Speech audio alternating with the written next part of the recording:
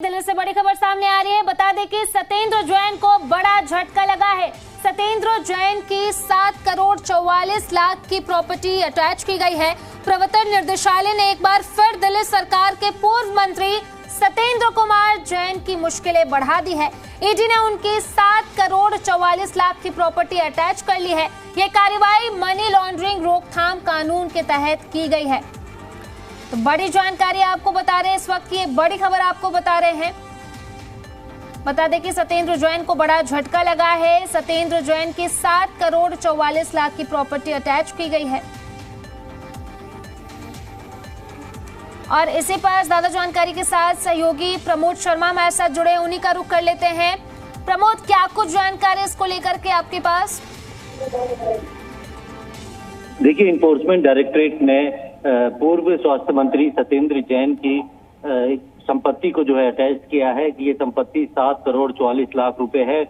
ये मामला सीबीआई द्वारा दर्ज 2017 में जो केस दर्ज किया था आय से अधिक संपत्ति का, उसकी पीएमएलए के तहत जांच ईडी भी कर रही थी। ईडी ने अपना एक अलग केस दर्ज किया था और उसके बाद मनी लॉन्ड्रिंग के मामले में जब जांच की गई तो ये पाया गया कि सत्येंद्र जैन ने किस तरीके से नोटबंदी के बाद यानी कि 2015 से लेकर 2017 के बीच में मंत्री रहते हुए कई आय से कई ज्यादा संपत्ति अर्जित की थी। और इस मामले में बाकायदा जब नोटबंदी हुई थी उसके दौरान जो एक इनकम डिक्लेरेशन स्कीम निकाली गई थी तो 7 करोड़ 44 लाख रुपए इन्होंने नगद जो है बैंक में जमा कराए थे और इसको दिखाया था, अपनी आय के तौर पे दिखाया था। लेकिन जांच के दौरान ये सामने आया कि ये सारे पैसे जो हैं आय से कहीं ज्यादा हैं और मनी लॉन्ड्रिंग के केस में जांच करते हुए जब इस संपत्ति को गैर कानूनी संपत्ति के तौर पे पाया गया तो कोर्ट के आदेश के बाद ईडी ने इस संपत्ति को अटैच किया है। और इसमें ये जांच में सामने आया था कि नोटबंदी के बाद नवंबर 2016 में जो अंकुश जैन और वैभव जैन जो कि सत्येंद्र जैन के बेहद करीबी थे, उन्होंने 7 करोड़ 44 लाख रुपए कैश बैंक में जमा कराया था और उसको सही पैसे के तौर पर जो है अपनी आय के। जी प्रमोद, बने रहिए हमारे साथ। प्रवीण शंकर कपूर हमारे साथ जी, मीडिया प्रभारी बीजेपी हमारे साथ जुड़े हुए हैं। बहुत बहुत स्वागत है सर आपका। प्रवीण जी, आप इस पूरे मामले को किस तरीके से देखते हैं? अब उनकी जो प्रॉपर्टी है अटैच की गई है। देखिए, एक बात कहते थे हमारे पे रेड हुआ, मिली चवन्नी नहीं, अब चवन्नियां नहीं गिननी है। 7 करोड़ रुपए का मामला सामने आया है। अरविंद केजरीवाल, मनीष सिसोदिया, सब भारद्वाज और सत्येंद्र जैन को तो जवाब देना ही है।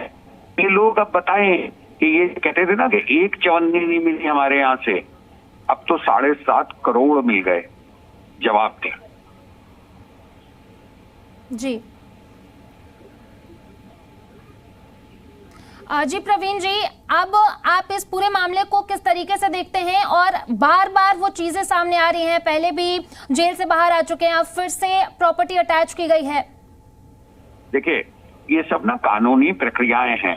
हम ये मान के चलना चाहिए कि ये लोग जानते थे कि ये सब होगा एक दिन, मगर नकारते थे क्योंकि कानून अपनी प्रक्रिया से धीरे धीरे चलता है, उसका लाभ उठा रहे थे। आज के बाद ये जो बहाना बनाते थे कि एक पैसा नहीं मिला, वो बहाना भी खत्म हो गया। अब इन्हें धीरे धीरे जवाब देने पड़ेंगे।